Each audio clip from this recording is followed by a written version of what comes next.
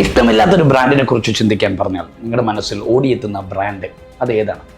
ആ ബ്രാൻഡ് ഒരു പ്രോഡക്റ്റ് ആണോ, അതോ സർവീസ് ആണോ, അതോ ഇനി ഒരു വ്യക്തിയാണോ? നോക്കൂ, ഒരു ബ്രാൻഡിനെ ഒരു മനുഷ്യന് വെറുക്കാനും സ്നേഹിക്കാനും പലപ്പോഴും ഒരേ ഒരു കാരണമായിരിക്കും ഉണ്ടാകുക.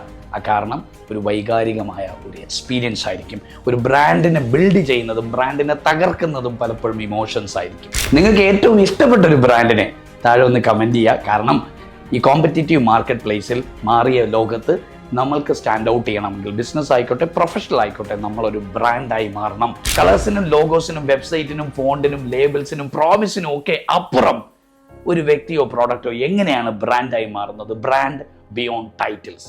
ഈ വരുന്ന ഫെബ്രുവരി 8 മീഡിയ വൺ ഓർഗനൈസ് ചെയ്യുന്ന ബിസിനസ് കോൺക്ലേവിൽ പങ്കെടുക്കാൻ കൊച്ചിയിൽ ബോൾഗാട്ടിയിൽ ഗ്രാൻഡ് ഹയാത്തിൽ ഞാൻ വരുന്നുണ്ട്. നിങ്ങളോടൊപ്പം ഇതുവരെ ജോയിൻ ചെയ്യാത്തവർ എത്രയും പെട്ടെന്ന് താഴെ കാണുന്ന നമ്പറിൽ രജിസ്റ്റർ ചെയ്യുക. നിങ്ങളുടെ ഉള്ളിലെ ബ്രാൻഡിനെ, നിങ്ങളുടെ പ്രോഡക്റ്റിൻ്റെ ഉള്ളിലെ ബ്രാൻഡിനെ, നിങ്ങളുടെ ബിസിനസ്സിനെ ഒരു ഗ്ലോബൽ ബ്രാൻഡാക്കി മാറ്റാൻ ചെയ്യേണ്ട 3 കാര്യങ്ങൾ എന്താണെന്ന് മനസ്സിലാക്കാനായിട്ട് ബ്രാൻഡ് ബിയോണ്ട് ടൈറ്റിൽസിലേക്ക് എത്രയും പെട്ടെന്ന് രജിസ്റ്റർ ചെയ്യുക.